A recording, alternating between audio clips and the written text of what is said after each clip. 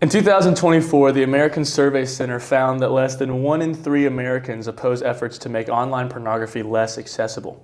In 2013, young American men were split down the middle on restrictions around pornography, with half supporting and half opposing.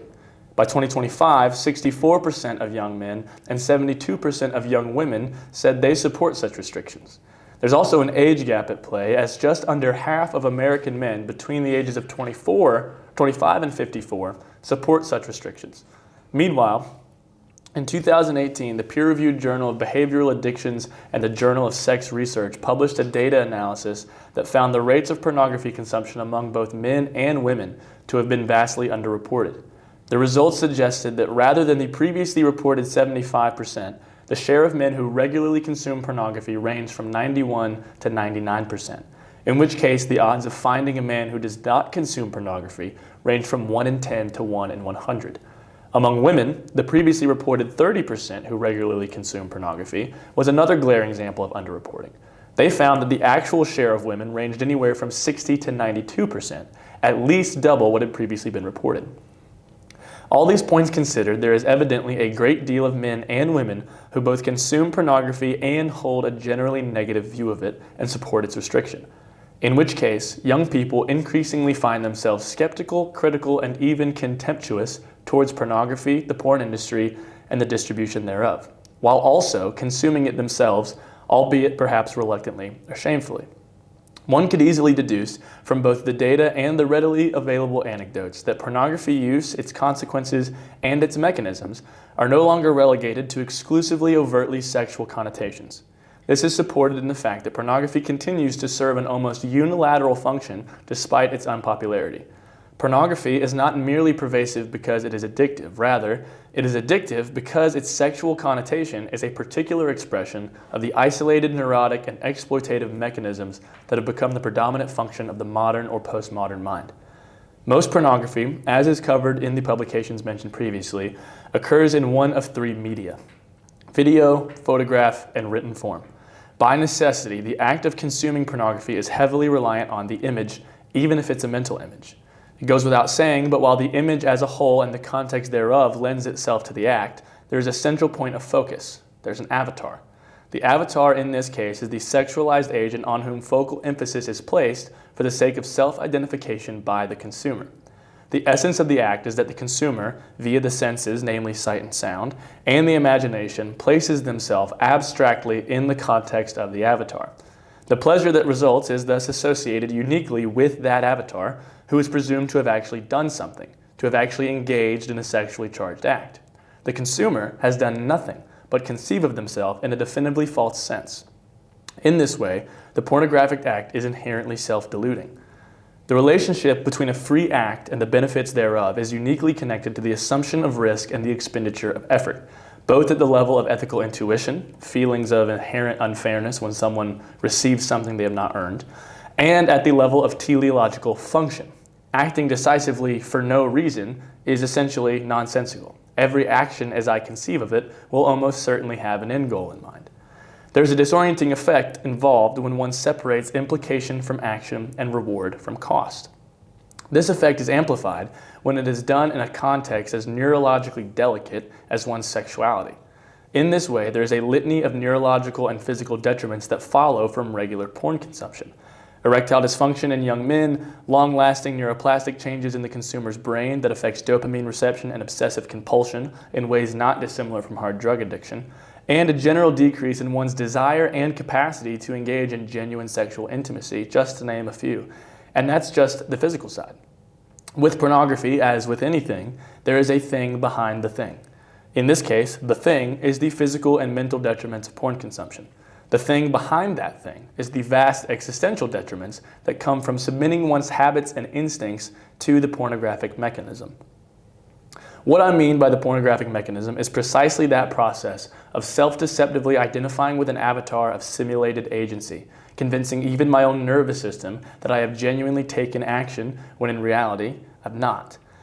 The reason I say that this mechanism is no longer relegated to an overtly sexual context is that it is now the normative modus operandi for millions of people, especially young people, and many of them have never been presented with a viable alternative. The digital world, especially in the form to which it has evolved, is a domain entirely dedicated to facilitating this kind of deception. Social media and the content machines supercharge collective disassociation by introducing profit incentive. The result is that virtually every experience conceivable can now be simulated in the form of aesthetic reduction. In the same way that pornography provides sexually charged avatars by which I might realize an illusory repackaging of my own sexual interest, social media and the inconceivably oversaturated library of online content provides me with avatars for any other experience. It's no wonder that the effects of persistent social media use among young men and women reflect the same sort of cognitive and self-conception deficiencies that emerge alongside pornography: body dysmorphia, obsessive compulsion, depression, anxiety, and in many cases, despair that leads to suicidal tendencies. Especially the internet, which was once lauded as an innovation in pursuit of connection and archival efficiency, has instead become an alternative, where connection is reduced to aesthetic apprehension and the archive is misappropriated as a domain for new subjective experience. Under these circumstances, the digital world offers an aesthetic reduction of the content of a life well lived. Ambition, risk, accomplishment, and gratification are all raw fuel for the consumption-obsessed mechanism that burns the vital force in man into the fumes of apathy, fear, and infinite resignation. What's more, it's all explained away under the guise of safety and leisure. The presumption is that you ought not assume any risk you can avoid, and you ought not spend any time on anything not deemed efficient or entertaining by the mechanism. Your identity is too delicate to risk the absurdity of ambition, and your time is too fleeting to risk failure. You are better off playing it safe. Your ambition might be misdirected. Your beloved might say no. Settle for the simulation, and the only time you'll be unhappy is the time you spend wanting more. Everything is porn now. In the weeks leading up to when I'm writing this, there's a video of a penguin that everyone seems to like. I like it too, to be clear. It captures a moment from Werner Herzog's Encounters at the End of the World, when a young penguin breaks from his colony and heads off towards a horizon full of mountains. Over this ominous imagery, Herzog narrates, even if we caught him and brought him back to the colony, he would immediately head right back for the mountains. But why? As you've probably seen, the video has been edited into 1,000 different inspirational forms, and this little penguin has become a symbol of even nature's seemingly baseless ambition to go beyond the horizon. The unfortunate incoherence is the fact that amidst millions of reposts, millions of real people find themselves paralyzed in the face of their own circumstances. They are faced with a decision in their own real life, and they cannot bear the assumption of risk. They're faced with a video of a penguin, and they feel a sense of commonality with him. There are real people for whom this penguin has become an avatar of determination and agency. There are real people who have outsourced the content of their life to a flightless bird. In the moment they are moved, they put down their phone and they do not act. They do not choose, they do not love, they cannot afford to by their estimation.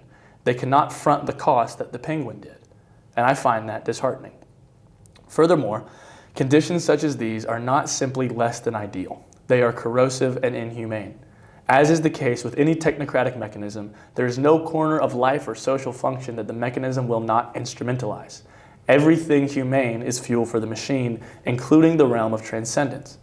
It's perhaps a form of poetic justice that the very thing which stands to offer the most authoritative alternative to inhumane conditions, that is, the infusion of the humane with the divine, stands to lose the most when we enable its aesthetic reduction. This is evident in the role a label like Christian has come to play in consumer signaling. For example, Christian music, Christian movies, Christian energy drinks, none of these categories possess the necessary faculties to actually be labeled Christian, that is, a soul. In all of these cases, the label Christian is explicitly reduced to the role it plays in signaling something about the consumer. The individual, who we must remember suffers from a chronic lack of concrete identity, relies on these signals in order to better identify with the avatar to which they are outsourcing their agency. The consumer can never afford the risk of choosing to be a Christian themselves. How could they? Instead, they will consume and display Christian signals, and that will have to be enough. Under these conditions, even the most sacred of categories has been reduced to an image with no thing behind it. Christian content is to faith what pornography is to sex, a misappropriated reduction that deludes the consumer into believing they have experienced something that they have not. And if there is no alternative to this use of mechanism, then not even the divine can withstand its exploitation. Everything is porn now. Because the pornographic act is so dependent on the image, The success thereof is largely predicated on the ability of the avatar and context to provoke the consumer's imagination.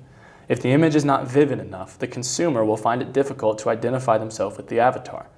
Inversely, the same mechanism that rewards provocative features also means that the content becomes less effective as it becomes less provocative. The consumer becomes desensitized to what once provoked their imagination, and they need something new. The same is true in every expression of the pornographic mechanism. Consumer signaling is always relative to what it is distinctly aesthetically associated with the intended signal. To use Christian content as an example again, the success of the identification with the aesthetic is only successful to the degree that the signal uniquely indicates the desired aesthetic affiliation. Thus, I am only confidently Christian to the degree that my choices of consumption signal so. As the social market becomes desensitized to a certain signal, I must either increase the intensity of my signals or risk failing to meet my desired aesthetics barrier to entry. This is not an issue unique to Christian content or identity. It's an issue of the present age. Alternatives are sparse and not easily articulated in terms that fit our current context. But the current state of affairs is not sustainable, not for an individual, not for a faith community, and not for a culture at large. An empty world of shallow things, stripped of what once lay behind them, is not a world for humans. Pretty good. Thank you. If you want to hear it again, go read it. Yeah, so this is going to be the pornographic view of culture and our lives and what people have experienced, what we see. I mean, you have the thing in there about the energy drinks. That's new this week, but this has been going on. Consumerism of the individual that we see through a pornographic lens. I want to read a quote from Bishop Tutu. It says, "We need to stop just pulling people out of the river. We need to go upstream and find out why they're falling in." And in your excerpt it says, "It is no wonder that the effects of persistent social media use among young men and women reflect the same sort of cognitive and self-conception deficiencies that emerge along pornography: body dysmorphia, obsessive compulsion, depression, anxiety, in many cases despair that leads to suicidal tendencies." And it's like, most people have that. Right. Why? And it's like, we need to go upstream. Yeah. And that's what this is.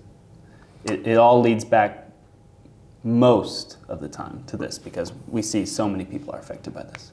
Right. And this is not making a claim in any way that all of society's problems are because of pornography. Mm-hmm. It's more so identifying the fact that there's a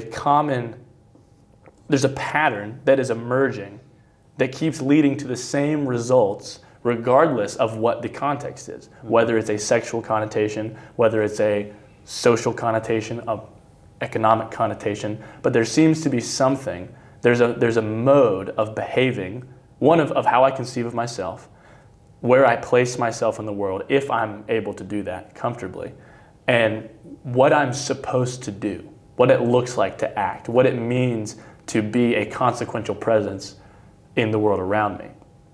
And this actually, the concept came up in a conversation I was having about a year ago with a friend of mine, shout out Ilya, and we were talking about this idea that it felt like more and more looking at culture and looking at what was on offer for people our age getting ready to go out into the world, more and more it felt like every single thing you would investigate, every image of hope that became culturally significant was kind of like the Geico commercial of the guy with the dollar on the fishing pole being like, "You almost had it. Mm-hmm. You got to be quicker than that." Mm-hmm. And everything was a mirage. It becomes increasingly clear. One, there was a time when people used to lament the 24-hour news cycle, where it's like every 24 hours it was something new. Mm-hmm. Now, a 24-hour news cycle is like keep up, Grandpa. Like it's like a 30-minute news cycle. And every cultural moment and every piece of information that I come into possession of that demands a decision of me is moving at breakneck speed, which means at one time when I could have been presented with something on a 24-hour cycle, and I have 24 hours to act based on the information I've been given. Now I have a moment. And rather than as my days go on, I look back and I have 10 different decisions that I could have made that I didn't. Now I have 1,000. And the more that goes on, one, the less integrated I feel in my own life, the less conception I have of myself in the context of what's going on in the world, and the less I feel like I belong anywhere, the less I can actually belong to the world. Because if I'm having trouble processing what's going on in the world, then I will have trouble acting in the world. If I can't act in the world, then I can't see myself reflected in the world. If I can't see myself reflected in the world, then I can't be convinced that I belong there. And there is perhaps nothing more disorienting and conducive to anxiety and depression and despair than feeling as if I don't belong in my own body wherever I happen to be existing. Yeah. I know we want to get philosophical, but I think it's important to just read some statistics of what this actually does. The statistics about pornography that are staggering. 12% of websites are pornographic. 40% of Americans visit such sites monthly. It's an epidemic. Right. I mean, 12% of websites are pornography with limited to no restrictions. Okay. How to quit porn is one of the most searched terms related to pornography on Google. A 2019 report revealed that searches for quitting porn outnumbered the searches for porn itself by a ratio of 2 to 1. According to SEMrush Traffic and Analytics, U.S. porn sites receive more web traffic than Twitter, Instagram, Netflix, Pinterest, and LinkedIn combined. I've heard that before. That's insane. So imagine how many people and how much time we spend on social media. On one. Yeah. Mine is Reels now. TikTok sucks now. I mean, I spend time on Twitter too, but all of them combined? Yeah. It's insane. And then you have people, I read this thing, it was like, how many people have seen porn and people are afraid to raise their hand. Yeah. So they're like, oh, I don't want to raise it. It's like, how many people have seen sexual imagery in books, TV shows, movies, and everybody raised their hand. Yeah. It's like, it's right there. Yeah. It's still taboo, but it's like we all see it in everything. No, go ahead. And it's also in talking about this in past conversations, I've gotten a couple reactions of like, when you make a claim like the mechanism involved in porn consumption is actually now the guiding mechanism for everything you do. Even the guy who knows he's addicted to porn is going to go, no, that's absurd. Right. But when you think about how pervasive that is, like, even for a young person to consider for a moment how much time you spend on social media per day, go look at your screen time. If you are brave enough to have it still on. Yeah. Go look at your screen time. Right. Now imagine to make a particularization of that statistic, double that in porn consumption.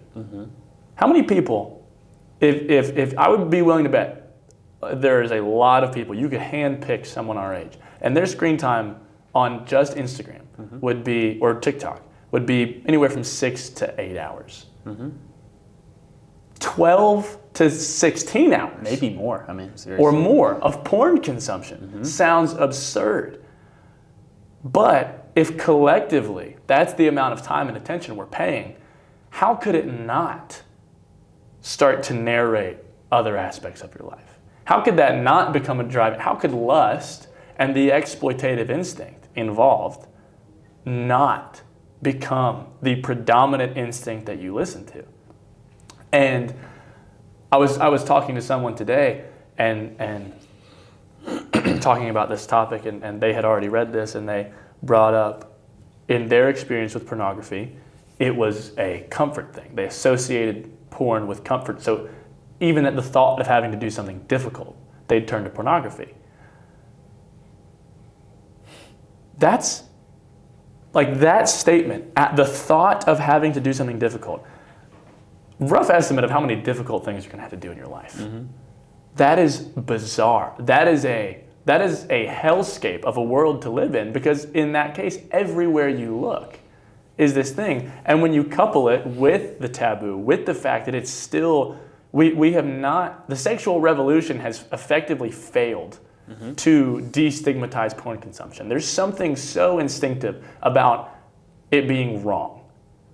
And it's so indefensible that even your most radical sort of moral relativist eventually horseshoes back around on the sex trafficking aspect or the degradation of women aspect or something like that. Meanwhile, while we're all acknowledging the indefensible ethical abhorrence that this thing is, we are consensually inviting it to build out our sense of the world in every case. Mm-hmm. And that's insane.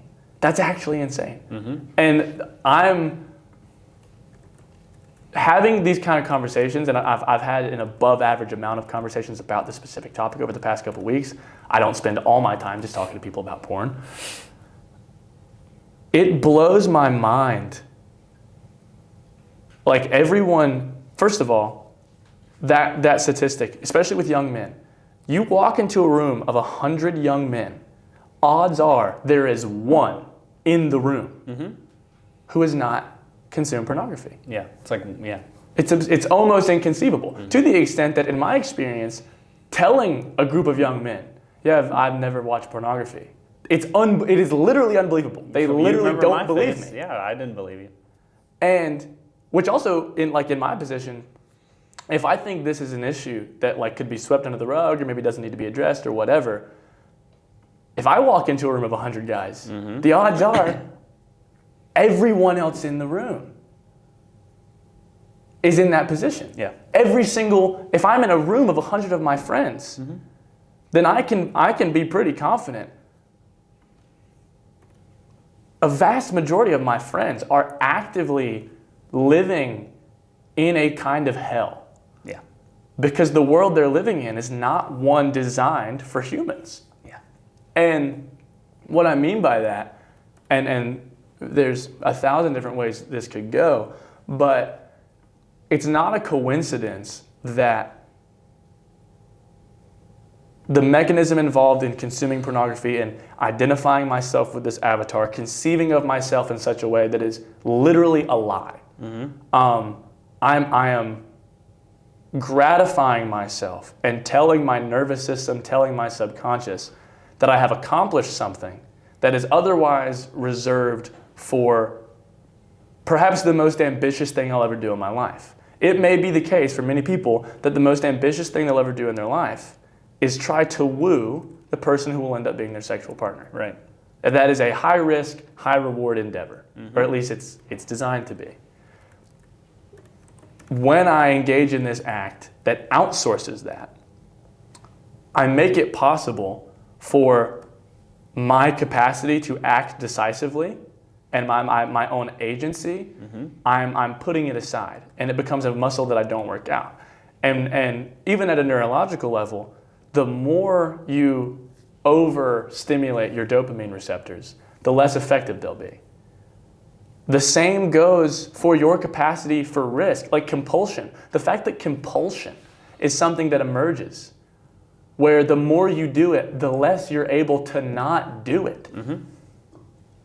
Where there is a very real, compulsion implies an external influence. And if that's not indicative of a mechanism at play, I don't know what is. Right. Because it's not an organic, repetitive desire to return to this thing. You have actually outsourced your problem solving to a mechanism, to a disembodied, inhumane mechanism that hates you. It doesn't care. It doesn't care. It doesn't care. It is actively predicated on destroying you because you're the fuel that it runs on.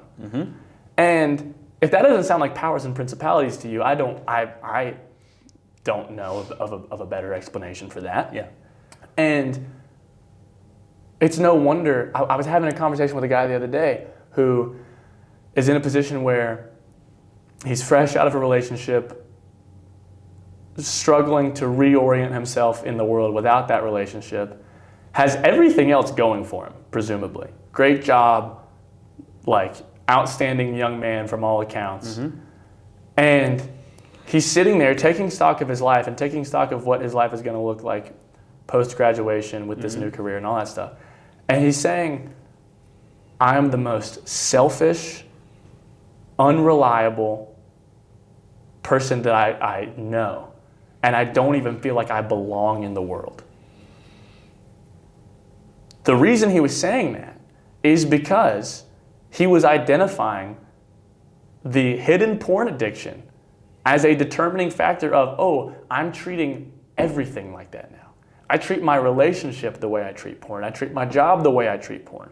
I am refusing the imperative to actually make a decision for myself and decide to engage in this dynamic. I'm projecting myself onto someone who is simulating it, and I'm reaping the benefits without anything to actually show for it. And you have a materially insulated individual saying they don't feel like they belong there.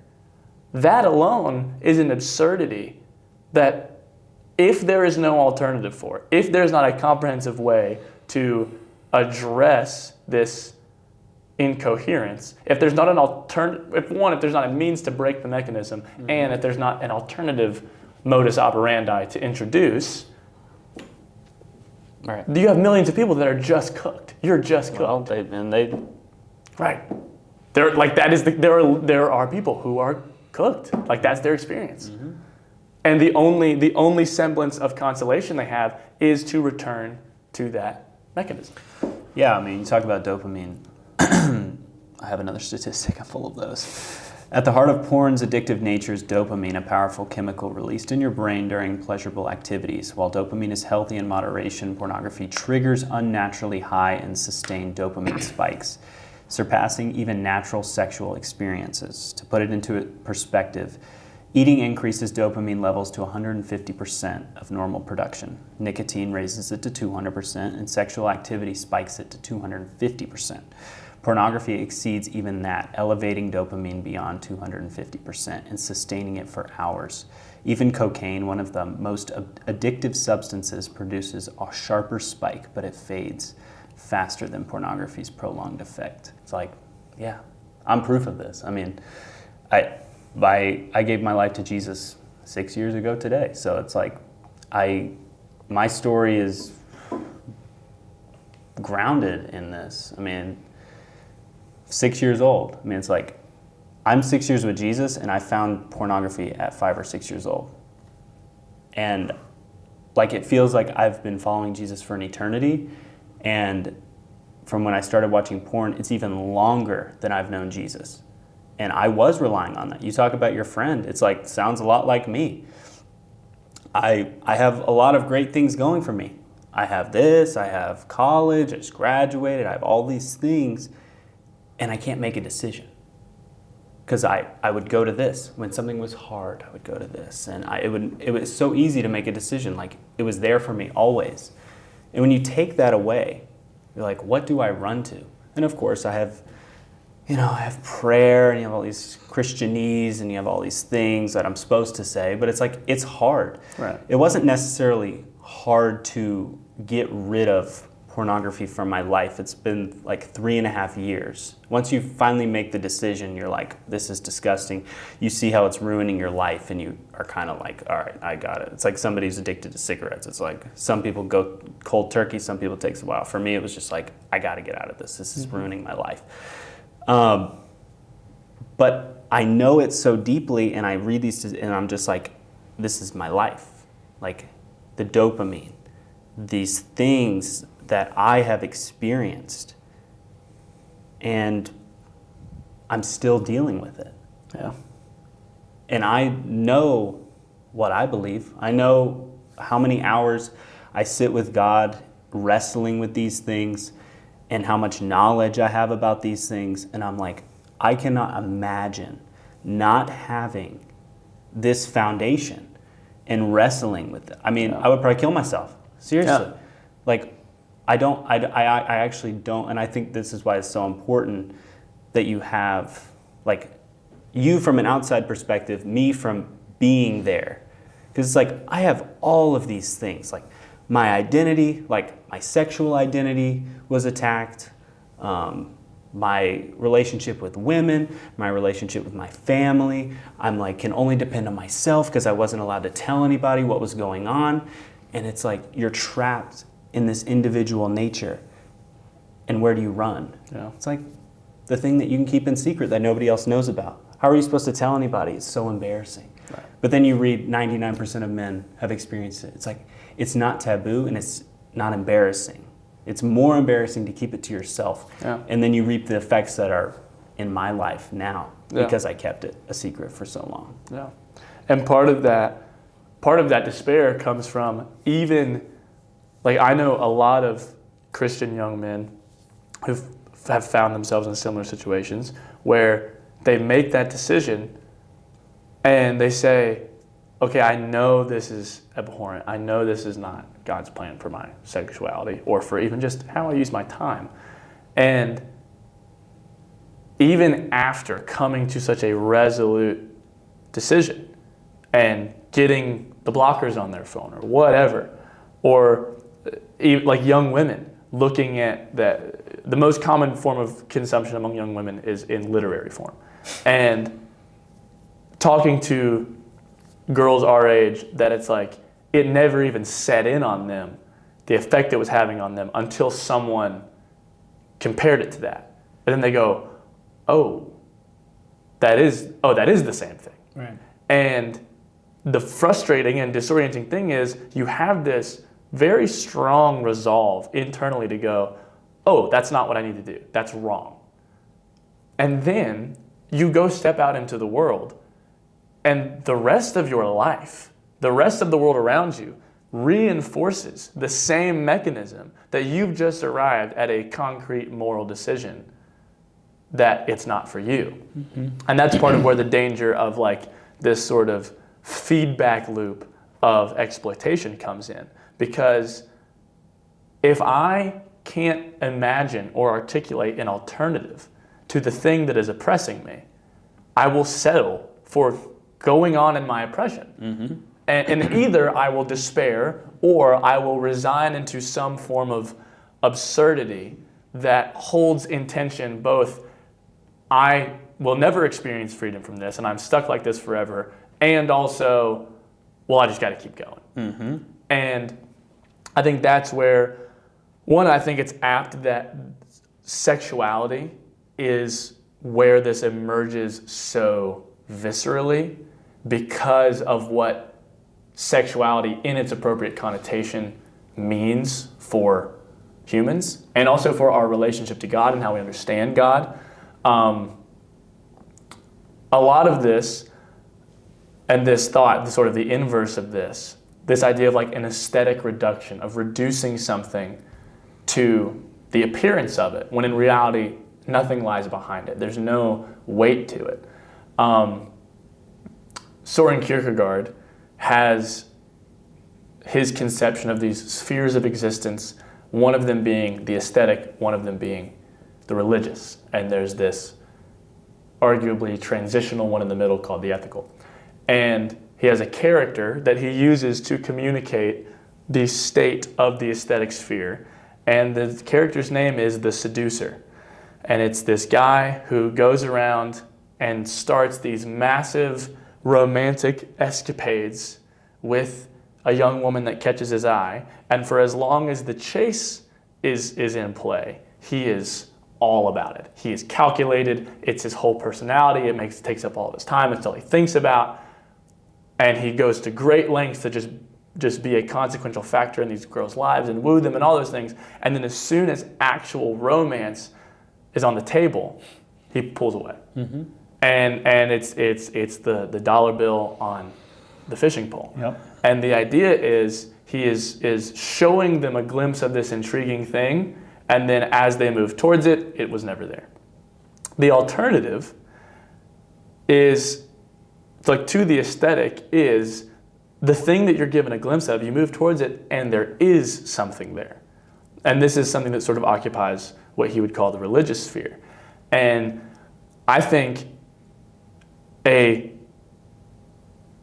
sort of encased in that, there's this idea that the ideal redemptive vision for seduction, which has a negative connotation because we generally associate it with sexual immorality, but it's not inherently attributed to sexual immorality.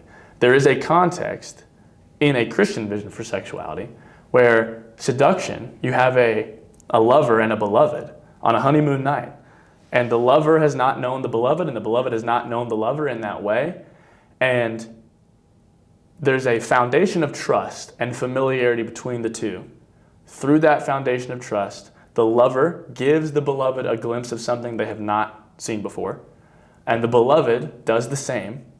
They both move towards that glimpse of the thing that they have not seen, and by virtue of moving towards it, they get access to something that could not have been communicated any other way except for experience. Mm-hmm. And this is where you have this Greek word gnosko, or nosko, that means knowing, but in biblical literature and Greek literature, it's an epithet for the marital act, because it's the idea of experiential knowledge of the other.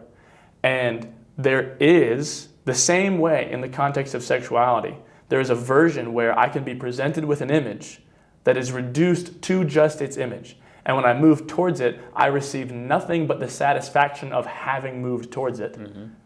There's also a version where I, in the context of trust and familiarity, get a glimpse of something I don't understand. I move towards it, and by virtue of moving towards it, I come to experience the thing behind it that words could not have conveyed to me in the first place.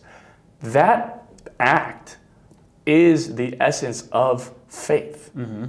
Kierkegaard, I've seen people react in like a slightly like scandalized way. People react the same way when someone reads a verse from the Song of Solomon, where it's like, oh, I can't believe that's about God. But Kierkegaard has this conception of being seduced into becoming a Christian. Mm-hmm. And what he's talking about is there are infinite things about God that are unlike me, that are incomprehensible to me. However, God chose in a very particular way to make himself like me. And in doing so, there is established a common language of being human between me and the Son of God. When I move towards the Son of God, this thing that I don't fully understand, but I can apprehend because of the familiarity, when I move towards him in faith, the experience that follows of being filled by his presence, of his life becoming my life, his spirit becoming my spirit, the experience is I come to a knowledge of something that words, explanation, teaching, image could have never conveyed. Mm-hmm. It's the same experience. In any transcendent experience is like that. When a good piece of art, what happens in me when I appreciate good art is not the aesthetic material at hand.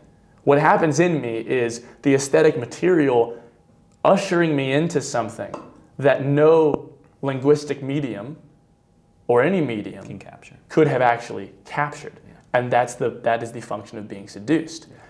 If that's how I was designed to operate, where I find a world of things with a vast expanse behind them, and I move towards those things and I find behind them more world, when I'm deprived of that, I'm going to feel as if there are desires in me that are unbecoming of the world around me. C.S. Lewis has this idea of like, one of the best arguments for God's existence, is the fact that I want a God to exist.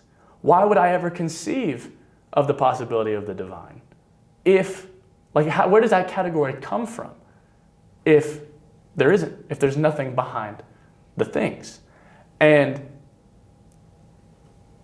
that disorientation comes when you have an entire culture that is trained to stop at the image, that is trained to stop at the image of the beloved, the image of intimacy, the image of acting, the image of bravery, the image of ambition, all these things, the image of faith. Like the using the social media and content as this thing of like outsourcing the experience of being met by God day in and day out, repetitively, over and over and over again, and exchanging that for the aesthetic signaling of God or something God adjacent over and over and over and over again. And we wonder why faith feels, or my walk with the Lord feels shallow, or why I feel like I'm not being fed. And it's like, well, there was no substance there to begin with. It was a mirage. You're still thirsty because the water you were moving towards was a mirage. It was an aesthetic reduction of that thing. And for as long as people are only offered images in exchange for the thing behind the thing, people are going to be dissatisfied. And despair is really the only natural result. Mm-hmm.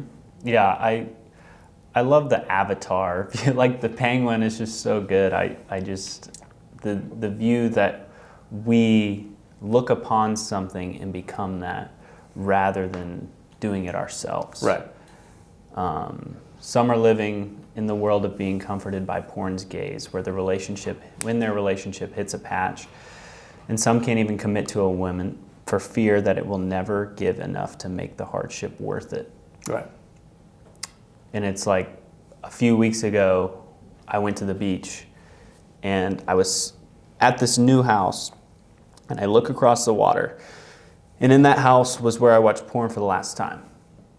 And I sit there and I think how sad that kid was. Mm-hmm. You know, he had, I don't even know how many followers I had at that point. It's just like things covering that up and being alone and not telling anybody.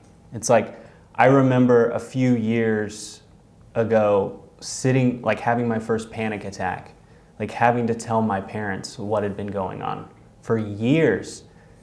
And it's like another instance of those principalities and the invisible forces being like, this is your fault.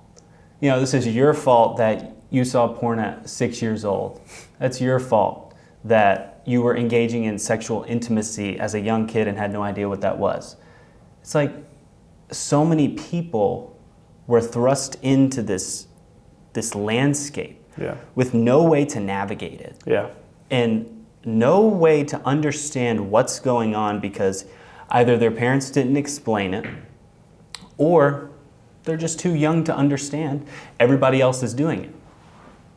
And I sit there and I'm like, you know, I don't cry much. And I'm like crying. I didn't end up even telling them about that because I was just like, it's so embarrassing.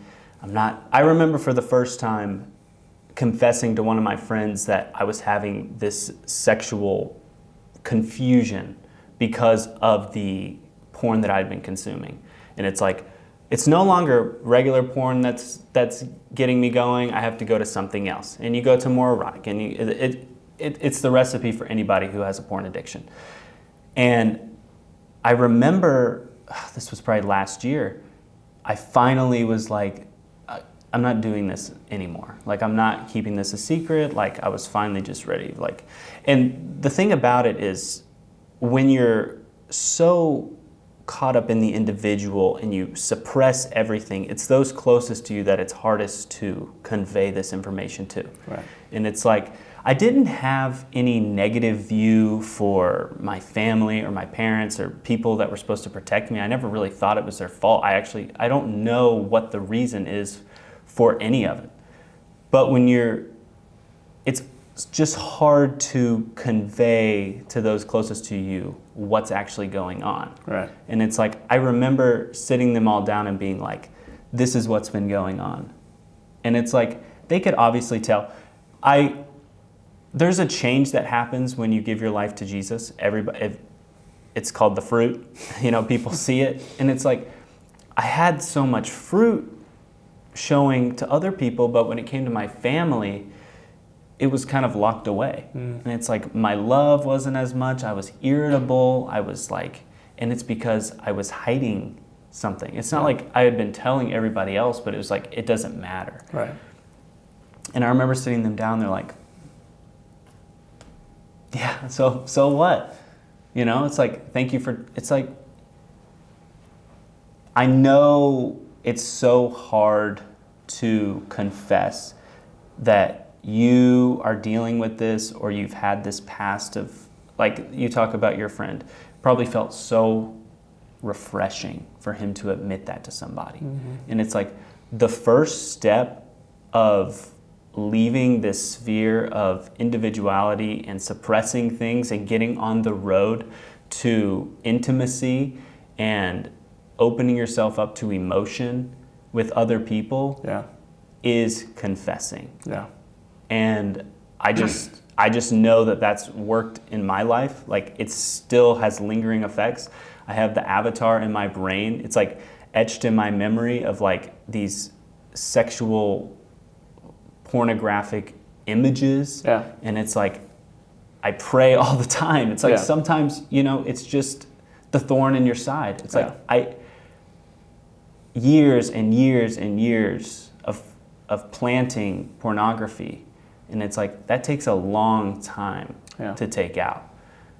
But there's no better time to start than now. Absolutely. So, and in a way, the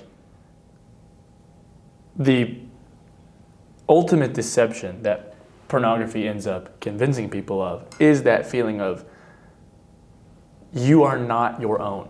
You do not, it convinces you of a lack of your own agency, because as I'm constantly outsourcing this high risk dynamic to someone else, I become less and less convinced of my own capacity to perform that act. And it's no coincidence that as porn consumption increases, sexual activity decreases. Yeah. There was this bizarre theory during the sexual revolution that as sexual content became more available, people would have more sex because they were better educated and da-da-da-da-da. That didn't happen. Yeah. Porn became more available and more consumed, and people had sex less and less and less and less and less and less. So the deception is, one, you are not capable of acting in the world. You're not capable of making these kind of decisions.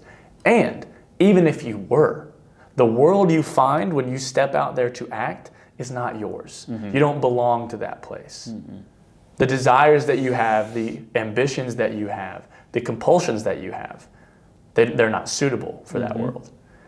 The ultimate rejection of that and the breaking of that mechanism is confession. Because one, you make the decision to confess. You make the decision to be transparent. Right. And what you are met with in confessing to people who have your best interests at heart, to people who you trust, is you find that you do belong to the world. You belong to those people. The space you occupy with those people is your space. And it's kind of like, we mentioned briefly in the last episode, the idea of like, everything is a public thing. The space that I occupy, the people that I see, the world that I know is a public world that I and these others belong to. So in order to break down the mechanism that tells me I don't belong here and I do not possess the capacity to act meaningfully in the world, is to will the opposite. And it is an act of the will. It's not going to come naturally. It's going to be difficult. That's the tricky thing about mechanisms, where as soon as you are presented with an alternative, you have an either or. And so either confess or don't. Either break the mechanism or don't break the mechanism. There's no in between. And by not choosing, you've chosen. Like, that is, by choosing to not pick between that either or, you are actively choosing to go on participating in the mechanism. And that kind of language emerges when we talk about class conflict and class consciousness. It emerges when we talk about ethics and religious awareness. But it rarely emerges when we're talking about the existential responsibility we have to our own virtue. And the fact that virtue corresponds to my belonging to the world. The reason good actions are good is not just because the good book says so. The reason that good action is good is because it shows me, one, it continues to develop the world around me into the place it was designed to be. And it continues to develop me into the person I was designed to be. The world, as it was designed, was made for me. And I, as I was designed, was made for the world. So my belonging and the degree to which it is appropriate that I exist in the world is emphasized when I act virtuously, decisively in that world. Mm-hmm. And anyone who is familiar with Kierkegaard will smell the distinctly Kierkegaardian undertone of that movement of like, either do it or don't do it. That's it. That's the option. There is no like, whatever your means is, whatever your plan is, whatever. Kierkegaard has a quote where he says, to come quite close to making the leap is absolutely nothing. The only thing that actually occupies that category of decision is to do it. And that applies in the pornographic context. It applies to everywhere you identify that exploitive instinct. Anywhere that I come to look at my life where I'm reducing something to an image, mm-hmm. whether it is my faith. That was part of the reason we are where we are now, is because when I surveyed the substance of an evangelical landscape, all I found was images. I kept moving towards things and they were mirages. And I had an option. Either break the mechanism and move to the alternative, or don't. Mm-hmm. And for as long as you are comfortable allowing exploitative mechanisms to siphon the humane out of you, you will remain disoriented and feeling misplaced in the world. Mm-hmm. Yeah. Putting yourself in a situation that's not supposed to be your own is started in the garden. Yeah. I wrote this earlier. I think I just want to read it, but we'll see. Become the avatar, consume what is not supposed to be yours to consume, invade somebody else's sexual relationship, see what only one other man or woman is supposed to look upon, watch intercourse and compare yourself to somebody else. Receive pleasure from their action, but soon compare yourself to what you can never be. Since you can never be them, become them in your mind. Settle for death. Eat the fruit. I know we speculate on what the fruit actually was, but go with me on a journey for a second. If it were an apple, the devil was correct. They won't die yet. Eat the outside of the fruit, the skin of the apple that holds underneath the juicy, airy inside. Great. Eat all of that. It tastes great. Some sour and some sweet. Every human, take your choice of apple. There's a plethora of them to choose from. In 2020, 86 million tones of apples were produced across the world, making it one of the most popular fruits in the world. Something sinister is hiding underneath all of what the apple promises. What about the core? Cyanide and poison. A chemical compound formed of sugar and cyanide is found in the apple seed. 1 gram of an apple seed won't kill you. It's only 0.6 milligrams. But the lethal dose is 50 milligrams. You begin to eat an apple a day to keep sexual frustration away. Pornography. More cyanide enters your life. You don't even notice how many seeds you are eating. You're killing yourself, but the apple has become a daily encounter, and you can't imagine your day to day without it. Now, nothing else is like the apple. The once barred fruit has made everything else worthless. It's true. This is what porn does. The brain reduces dopamine receptors to cope, making natural pleasures in real-life sex less exciting and requiring more and more stimuli for the same effects. The seed grows in your heart. Cyanide is metabolized and runs through your veins, blood running to your hand and rear to strike the woman who is not satisfying you. Your legs do the same. They are used to go to the nearest motel to let your sexual organ feel something different than your wife. The body the Lord made for service has become subservient to a new boss. You don't have the seed of life in your body which grows the cross. You have the seed of death which rots your being. I mean, yeah.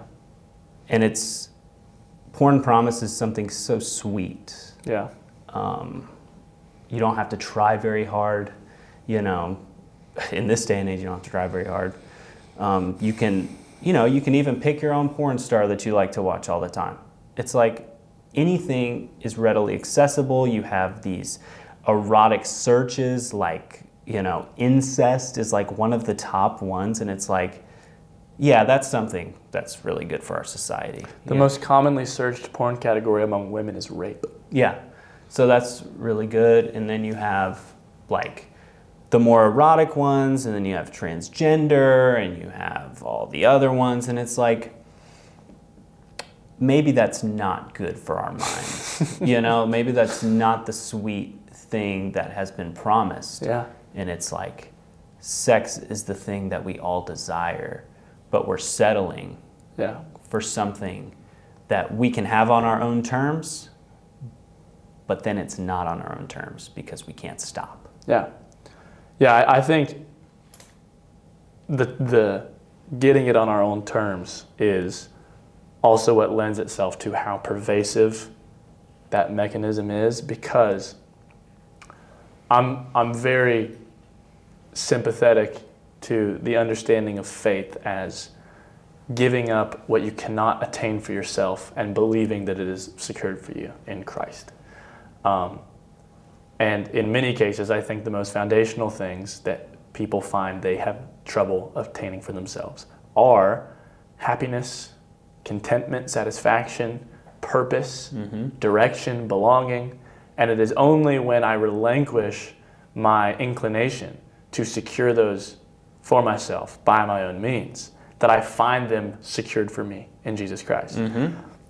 That experience first requires the relinquishing. It's the example, in another reference to Kierkegaard in a way, but the example of Abraham, where he has this promise of Isaac, something he actually struggled to believe. Even after God said, you're going to have a son, Abraham struggled to believe that thing was secured for him, so much so that he went and tried to do it by his own means. And then after he gets it, he has this imperative from God, go to the top of Mount Moriah and offer your son to me as a burnt sacrifice.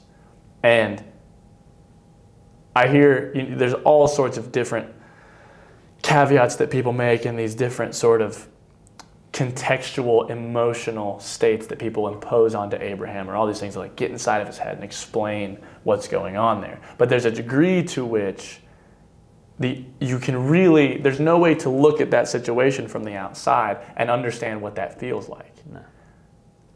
Especially in the sense that most of the time when we find ourselves in positions where the one thing we want most, which we cannot attain for ourselves, is demanded from us, especially after you've gotten it. Because getting that is, and then it's demanded of you, you have to give it back up. That is, if there is ever a circumstance where words truly fail, it's usually that. But there is a degree, and Abraham probably wouldn't have questioned that in that situation, because the culture he's in, every other conception of a deity is conniving and vengeful and owed blood. And so it's honestly pretty unlikely that he had a context, or at least a super confident, concrete, doubt-free context for, oh, well, no, like God's got it. God's will, God's bill, if I'm going to have a son, boom, boom, boom. No, it was probably really confusing and really disorienting. But it was only in the experience of being willing to give that thing up that he found it secured for himself. And it says he walked back down the mountain and the presence of God went with him from that place. And there is a reflection there where all throughout Scripture, starting in the garden, you have the moment where the rubber hits the road and the option is obtain it for yourself or believe that it is secured for you in Christ. Adam and Eve failed. Cain failed. Joseph fails. David fails. Solomon fails. Abraham fails in many different respects. On more than one occasion, he fails to do that. But the one occasion he does, and it leads to him being called the father of faith. And in Soren Kierkegaard's book, Fear and Trembling, where he writes a sort of a pseudonymous explication of this whole ordeal from someone who's not a Christian trying to wrap their head around how someone could do that. He has this quote in the introduction where he says, everyone today presumes to start with faith. They just begin with faith. It's this natural thing that comes to them.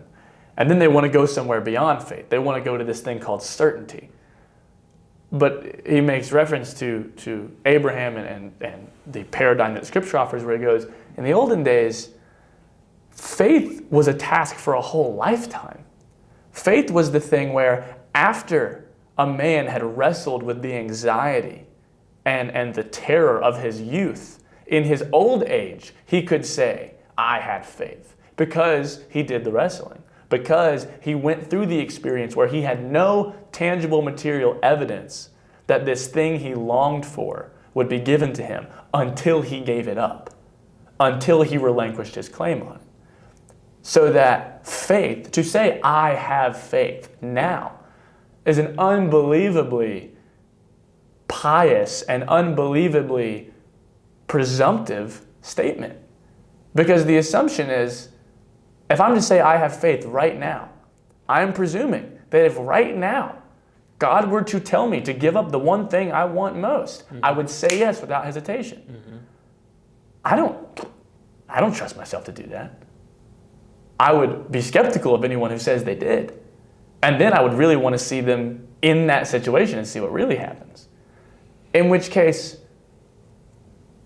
when you talk about an aesthetic reduction of faith, one of the lies, and I'm not even talking about strictly in a Christian context of like my relationship with Jesus. I'm talking about the individual orientation towards the divine, towards purpose, capital P.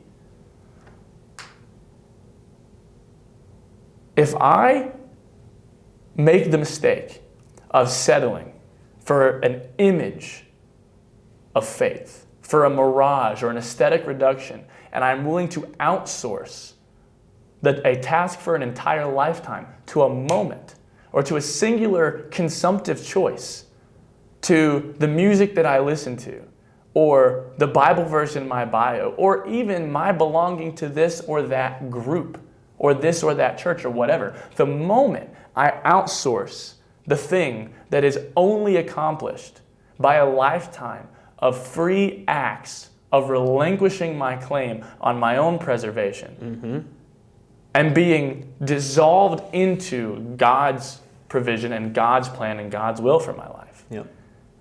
That is the single greatest mistake anyone will ever make. And that is that's why it's not just about porn. Everything is porn, because porn is this visceral, clear, experiential image of what it means when I settle for an exploitative mechanism that does not deliver on its promise. Right. But I do that everywhere, every day. I do it in relationships. I do it in my relationship to myself. I do it with my future. I do it with my career. I do it with my ambition. And then I watch a penguin march towards a mountain and I go, that's me. No, it's not. It's not. It's not me. I wouldn't break from every time I'm given the opportunity to break, most of the time I don't do it. And now I console myself by watching something else do it, watching an animal do it. And I self-identify with it and I console myself. And I make myself a lie. I make myself not real. And it's, I can't remember if I've talked to you about this, but one of the things I would find really funny is the more you think about a statement like, oh, that's not me, or like I just wasn't being myself, and like an essentially nonsensical statement like that, most people, and when you talk about individualism, the assumption of individualism is I am capable of coherently and decisively prioritizing my individual interest over someone else. I have yet to meet one person who has a coherent individual identity. Everyone I know is turned in on themselves, including me, because my own desires are contradictory. My own plans and ambitions are contradictory. I can't call myself an individual. An individual is the noun form of the adjective indivisible, or whatever part of speech it is. Indivisible, unable to be divided. every single person can be divided. Because we are creatures of circumstance and condition. And so if I presume that I can, if I believe the lie that it is even functionally possible for me to prioritize my individual well-being in a coherent way, then I refuse to accept the responsibility of what that means. So now, not only am I doing the work I'm not doing the work to make my life about one thing. There's another Kierkegaard quote. He says, the life of a saint is to be about one thing. Yeah. I'm not doing the labor to make my life about one thing because I'm not choosing the one thing I will be. Because I'm not choosing anything. I'm outsourcing everything about my identity to these avatars and these other external agents that are building up mirages of myself.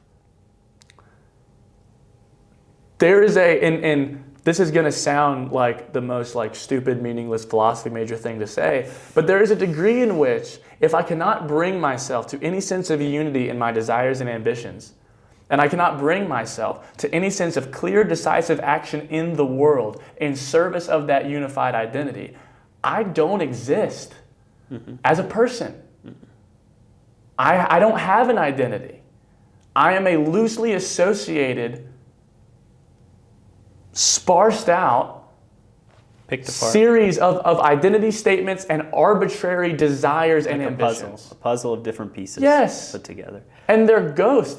It's Mark Fisher has this idea of hauntology, and it's kind of a play on words of haunting and ontology, the study of being, where he uses an example of something like lost futures, where culturally we had this ambition to accomplish something and then it never happened. And so now part of our culture identity is distinguished by the fact that we failed to do that. And so a silly example is flying cars. There was a time where the cultural intellect presumed one day we will have flying cars. By 2025 we'll have flying cars. 2025 came around, we didn't have flying cars. And now there is a degree to which the attitude towards cultural progression is at least in part narrated by, well, we didn't get flying cars. And that's amplified with an assumption okay, in the future things will be better. Well, then you get to a future where things are worse. So now, not only are you faced with conditions that are less than ideal that you have to correct, you are facing them with an attitude denoted by the fact that things were supposed to be better and now they're not. And so hauntology is a way of being in the world that is denoted by absence. Whereas rather than behaving in such a way enforced by the fact that I belong to the world and I have an effect on the world and the world is demanding that I make decisions based on the person I've decided to be, I behave in such a way predicated on I don't belong here. I'm not present. The things I was promised, the things I expected, the things I presumed to secure for myself, that I was owed or that I assumed my own ability to attain, I have not attained them. And I find myself haunting a world I don't belong in. That is not, it's not just about porn. It's not just about porn. It's not just about the decision to follow Jesus or not follow Jesus. That's why I get in weird conversations or weird positions because it's Roman, who's off camera, was in a philosophy class with me today, and we were in this exact position where it's and I love them, and I love talking about the gospel, I love talking about the Bible, but there's a degree at which if your understanding or your paradigm for that decision is just well, I believe the Bible. So it's do you believe in the Bible? We are, every single day, Christians are accepting aesthetic reductions of the life of faith. Where it's I will argue all day long about this theological precept or that theological precept. I will argue all day long about that aesthetic decision or that aesthetic decision. But the moment I have to give something up and act in faith, whoa. Why would you even imply that I have to do that? Don't you see this catalog of aesthetic signals that I've cultivated that show you that I'm Christian? Look at my label. Look at my labels, bro. Look at my shirt. Look at my can. Look at my playlist. My comically large Bible. Look at my comically large Bible. Look at how many sticky notes are wedged in my Bible. Look at all the highlighters. Look at how the binding's falling apart. Right. Yeah, I like where you're at right now, and I like when you said in your writing, slap a label on it, and then everything underneath is therefore a Christian now but has no soul. Losing self-identity and playing somebody else's game is what pornography is. The easy decision is to not take a risk but experience pleasure regardless. There's a cost, however. And I wrote something today about like a fingerprint and how it's an individual, and I know this can maybe sound hypocritical because we had a whole episode about how we don't like the individualism, but it's not the individual residing in their gifts and their uniqueness that I dislike. Right. It's the individual making liberal decisions about faith and morals, and therefore everybody having to accept it that I disagree with. My God, it is so beautiful how my print is placed and nobody else can duplicate it. I mustn't follow the crowd and form a line where we all place our prints one after the other. They would soon become one large print with no individual representation. You are never supposed to sell your fingerprint, and I shall never sell my print. Only I can leave this mark, so there must be a reason for it being assigned. You are not an avatar, you are one of one. And then I do just want to touch on, and I know we're probably going to touch on it anyways, but what we talked about in the beginning with Christian labels on things. I joke about a comically large Bible. I have a comically large Bible, and I have clothing that is Christian, and I have books that are Christian, and I have social media that has a label of this Christian label on it. Right. I'm not making a judgment call. I'm saying for something to be Christian, it has to have a soul, and that's what you said. Right. It can have the appearance of Christian. It can have attachments that make it such, but it is not a Christian. Right. To combat the secularization of society, we slap a label of our own to retake the narrative. In reality, if we just acted countercultural and displayed an alternative, it would come off that way anyways. You mentioned in your writing about Christian labels. We attach a label to make society around a product. Nothing can be Christian except a soul, you wrote. That is correct. Inanimate objects with no conscience are Christian because they display an outside appearance. A Bible verse may be a word that represents the Christian movement. It therefore is automatically Christian. I'm not opposed to alternatives, like I said. However, this is our culture. Outward, outward, outward. Carry around a comically large Bible with hundreds of sticky notes across, outlined in diamonds, and a tattoo of a Christian term. I'm not condemning any of these. I think it's great personal anecdotes to show what Christ has done for you. However, it can be a competition of who shows the most outward expression of Jesus. Right. You become the avatar we are talking about. Fit the narrative. Outfit selection for church, and then an outfit selection for your daily life. Choose your character. Right. Losing self-identity and playing somebody else's game. The easy decision to not take risk, but experience pleasure regardless. There is a cost, however. And when you slap a label on the outside, it reminds me of the fig tree. When Jesus, it's obviously a tree, and it's not producing any figs. And it's like Jesus condemns the tree. It has the appearance of a fig tree that's going to produce these figs and all of this fruit. And then it comes along and the tree is dead. It doesn't produce any fruit. And Jesus condemns it because it has no fruit. It's leafy. He wants something from it. He wants figs from it. He wants fruit to produce, but it doesn't produce. Right. And it's like, of course, that's applied to somebody that can produce fruit, somebody who can have the Spirit. A can can't have a Spirit. A shirt can't have the Spirit.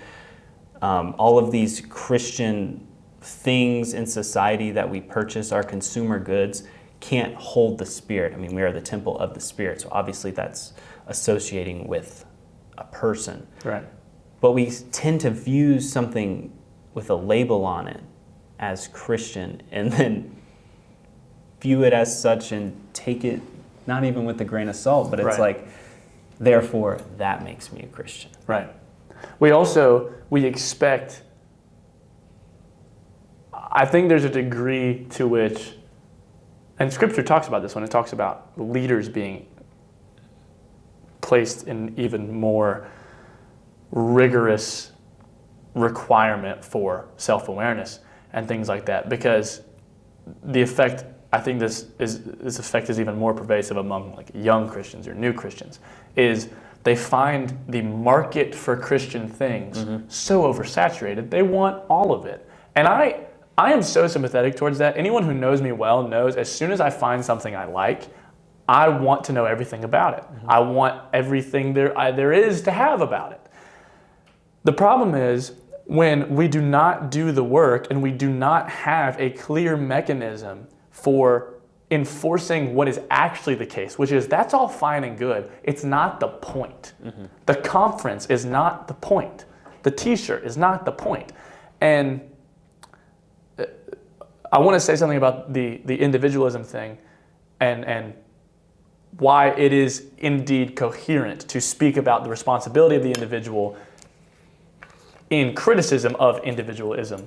But when you're talking about the label, one, it's important to recognize for Christians, whether we like it or not, the label for Christian alternatives as it functions now is not an indicator of gospel faithfulness.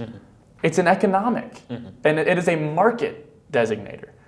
Christian music does not exist as an industry. My apologies to any Christian music artists out there. It does not exist as an industry because, like, just for the purpose of consumer delineation, so you don't happen accidentally to listen to a Christian song when you meant to listen to a secular song. That's not going to happen. The delineation of Christian music exists for the sake of a market share. Because if you hold most Christian music up to most secular music, artistically, it's not as good. So it is fiscally responsible for Christian music artists to delineate themselves, Christian music artists, because they know there is an entire market of people who will only listen to them because they're Christian, or who will listen to them just for the sake of them being Christian. The same goes for Christian movies. Christian movies don't have to be good because there are Christians who will see them just because their Christian is in the title or associated with the genre. That's not how art works. Art, or any craft, is not oriented towards God to the degree that it has the word Jesus on it or quotes a Bible verse or whatever. It's Christian to the degree that it is excellent. All art belongs to God. There is no art outside the purview. There's no creativity outside the purview of the Creator. The way you point to God with your craft and your art is by making it good. The problem with using Christianity as a label is we are so comfortable with a market share that we have failed to delineate a share of excellence. And that creates a horrible culture for Christian artists. It creates a horrible culture for Christian craftsmen in any economic or like any realm of labor, because it extrapolates the standard that I hold myself to, and it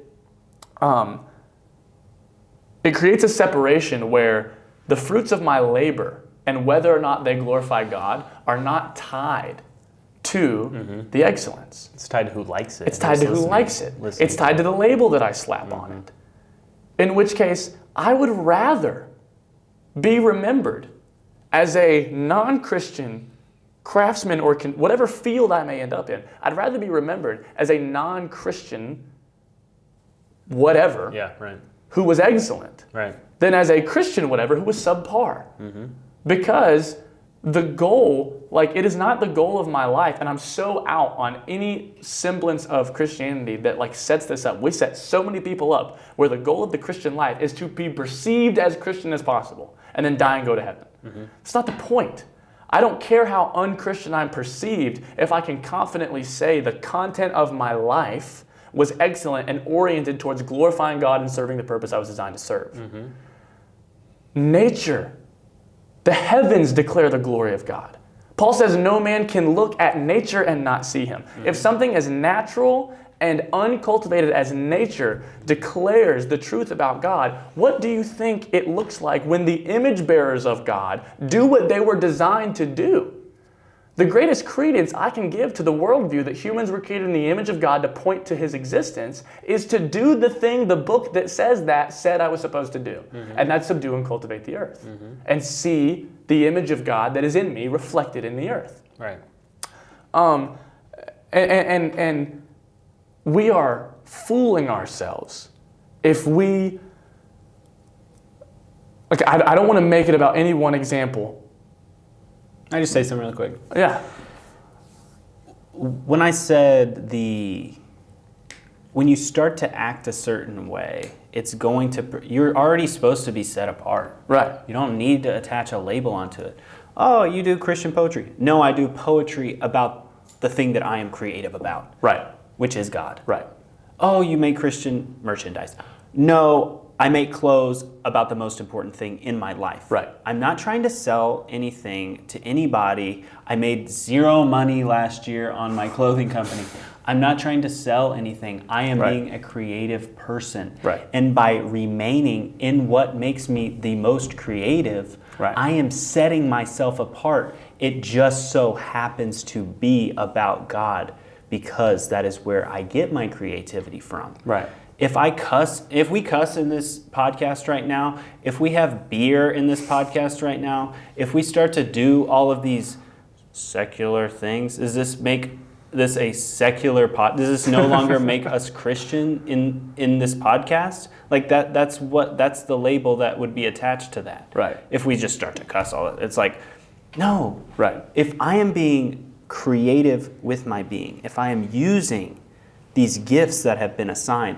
If I say a cuss word, I'm sorry. It's not that I'm not Christian anymore. You know, like it's that song you showed me about that guy. Yeah. It says the F word, I think. What does he say? And it's like, oh, we can't put that on whatever the Christian K-Love. We can't put that on there because he said the F word. Right. And it's like, that is art. He's in deep despair about his son dying. Yeah. But we can't put it on because no, it's not Christian. Well, deep despair about your son dying is not Christian. Yeah. Unless it uses biblical language, of course. If he said frick, it would be fine. No, and that's also this is tangential, but it's also like the assumption that Scripture is somehow not explicit is hilarious to me. That's just not true. But I also think there's something to when talking about mechanism, like going back to what we were talking about earlier, and the idea of like. You have to break the thing. There has to be an alternative to the thing. I think Christian leaders also, it's worth acknowledging aesthetic reductions and engaging with things just at the level of the image is easier than engaging with things authentically. What sin seeks to do is separate intention from substance and separate substance from like the cultivation that was supposed to be on the other side of that. The devil's worst nightmare is the garden city. Like, he was fine in the garden. He could stomach the garden. His worst nightmare is the garden city, where what humans were supposed to do, they do, and they do it in partnership with the Spirit of God. And so, it's very easy, too easy, especially when your culture affirms it in every single social dynamic and every single cultural dynamic you engage in. It is more likely than not when new Christians or young, immature people come into the fold, they will default to aesthetic reductions, which is why a lot of these things that you might point at, whether it is something like the Christian music industry or whatever, or Christian movies, Christian art in general, it's not inherently wrong because it's explicitly Christian.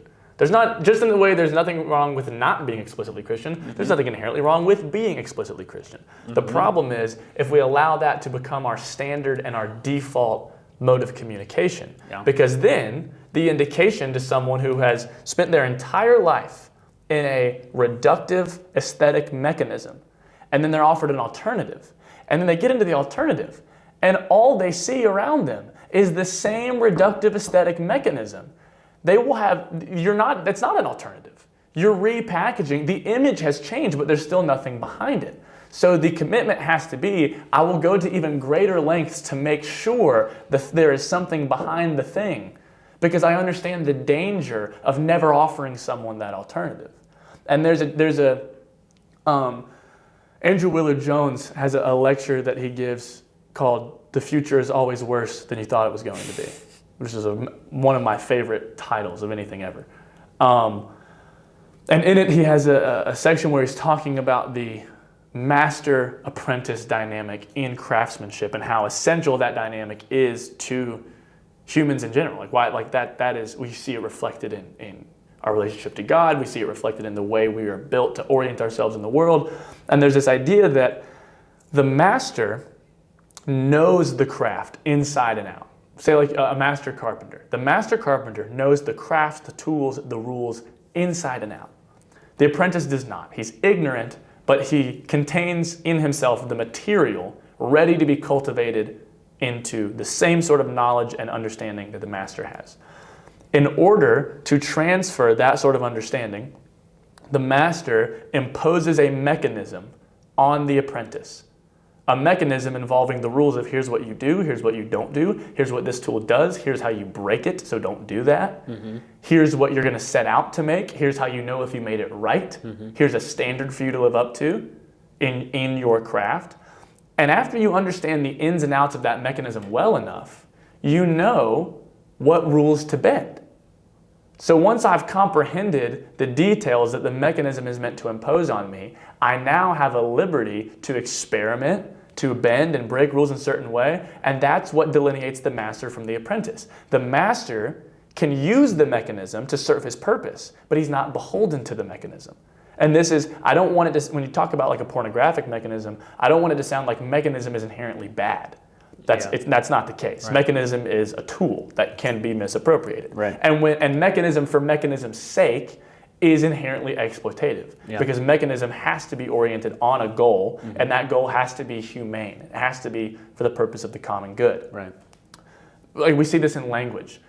When you put a kid in a class to learn English, you don't teach them slang, you don't teach them the rules to break. You teach them the rules to follow.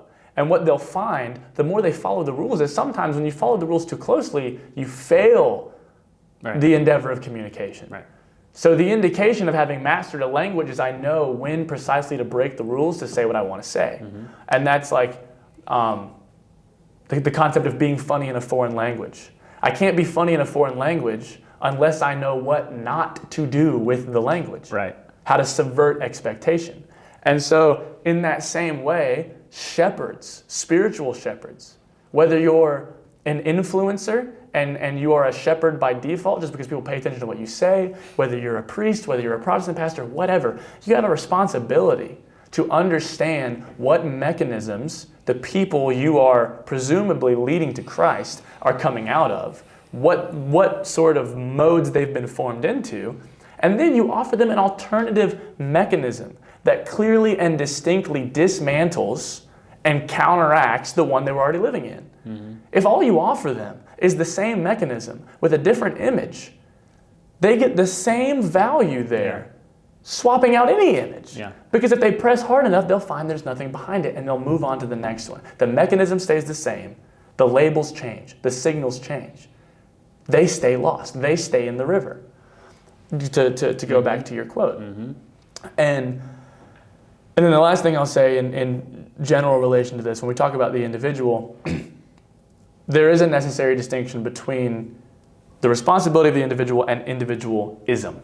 The individual, the fact that I am one person, is just like a fact of life. It's not, to criticize individualism is not to deny that I exist at some level as one person. It would be just as foolish to presume, or I'll say it would be just as foolish to deny that most of the things about the one person that I am are the result of my surroundings and the other persons that I have found myself in, or found myself around. And so my identity as an individual is itself a little bit paradoxical in the sense that my individuality is denoted and built out by the degree to which I am not my own. I belong to a people, I belong to an age, I belong to a family. The goal of rightfully stewarding my individuality and rightfully stewarding the agency that I have to act as one person is the degree to which my actions as an individual are coherent with my identity as belonging to a people. So first, I have to clearly acknowledge or decide the people that I belong to. Then I have to act accordingly. Mm-hmm. And Kierkegaard has this quote where he says, "When around one everything has become silent, solemn as a clear starlit night, when the soul comes to be alone in the world, then before one there appears not an extraordinary human being, but the eternal power itself. The heavens open, and the eye chooses itself, or more correctly, receives itself. Then the personality receives the accolade of knighthood that ennobles it for eternity. The knight of faith is the only happy man, the heir to the finite, while the knight of resignation is a stranger and an alien." This idea of the I, the moment when the entire, like everything around me has sort of faded, the spectacle, the commotion around me, there's nothing else. It is me and God. Mm-hmm. And I am willing, he also has this idea of like when Jesus talks about learning from the lily in the field and the bird of the air, he says the lesson to learn from the lily is to be silent. Mm. Because in the face of any sort of difficulty or any sort of trial, the lily before God says nothing. And that's the first lesson. And so this idea of I bring myself to be silent before God and receive, the I receives itself. So everything that gets tied up, when I say I, everything that indicates is something I receive from God. God is the foundational, unifying presence. Everything, in John chapter 1, everything that exists was made through him. He holds all things together. I think of the poem in the first chapter of Colossians that Paul writes. Mm-hmm. So I, personally, receive my individual identity from a supremely unifying force.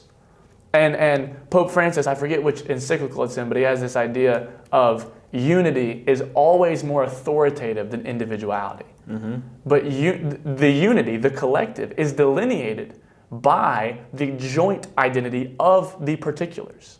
And there's a inseparable, inalienable interplay between those two things. So individualism is the assertion of the primacy of my individual identity as I conceive of it, cut off from any outside or external force.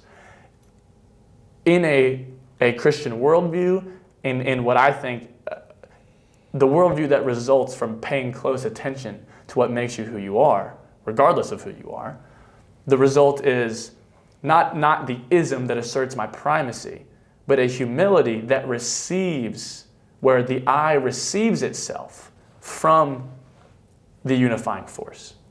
In which case, when Jesus prays that we would be one as he and the Father is one, that's only possible to the degree that the individuals involved receive themselves from the Father. And when we talk about receiving identity, the I receiving itself, if I'm so consequentially and conditionally oriented, like as a person, to where I am the fruit of who my parents are. I am the fruit of the decisions that my parents and my grandparents and all these things make. I exist at the end, or at least the most recent link in a long chain of causality.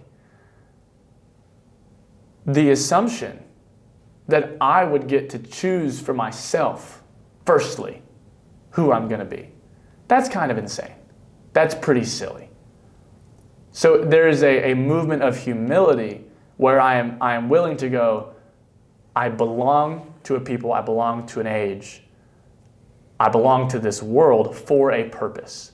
So it is the Spirit of God animating me that allows me to truly belong to those places. For as long as I try to attain for myself what I cannot, which is self-definition, I will fail to belong to the world. I'll fail to belong to a people, and I'll fail to belong to a time. I think this is part of the reason you look at a culture like the United States. The United States does not have a cohesive national identity. Mm. That's because the only narrative cohesive throughout the United States is individualism and the sort of egalitarian nature of competing contradictory ideologies, that we're not allowed to assert one over the other. Right. So I will never have a comprehensive idea as a people, because the assumption that I'm incubated in is that I exist sort of isolated from that people inherently. And my participation in that people is voluntary and perhaps even unbecoming of me.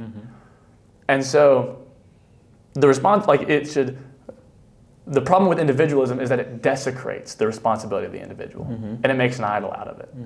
Whereas the degree to which I am grafted into the whole via the Holy Spirit and I become a part of this truer, more authentic people, the family of God, that is where my identity as an individual actually comes into itself, where the I actually receives itself, rather than just accumulating ghosts by which I can convince myself I have some sort of, like the I that isolates itself from these unifying factors haunts the world it doesn't belong in. Right. The I that receives itself belongs to the world and is actually present and actually exists and finds themselves actually capable of choosing and deciding and taking action in the world. Yeah. Has a line. Okay, we'll finish here then. The claim everyone does it, that's what got me. That's what got me watching pornography. I mean, I feel like it's what gets most people to do things they're not wanting to do, peer pressure. Everyone does it. Let's all become trees of death together. I have never heard of anything good coming from the phrase everyone does it. The simple fact is that if everyone on an earth ruled by sin is doing something, it leads to death. I will strip myself naked for some to laugh and criticize. If it means that you see that you are wearing death upon your back and lacing up your shoes that are leading to rendezvous with the devil. I just want to say, Augustine, let me get that right, I think has this quote where he says, "In my deepest wound shined your greatest light." And I just want to say, my deepest wound is this topic. And if I'm going to strip myself naked and confess this, it is for the purpose of you to take death off. My deepest wound is pornography. Your deepest wound is pornography. But you are closing your wound. You are bandaging it up every day with pornography, making it deeper and deeper and deeper, stabbing yourself and letting nobody see it. But you are killing yourself. And you have to confess. And I hope that this conversation was proof of what confession does. I sit up here right now. I wouldn't be able to talk about any of this if it weren't for confession. And I thank you for picking this topic because it means a lot. All right.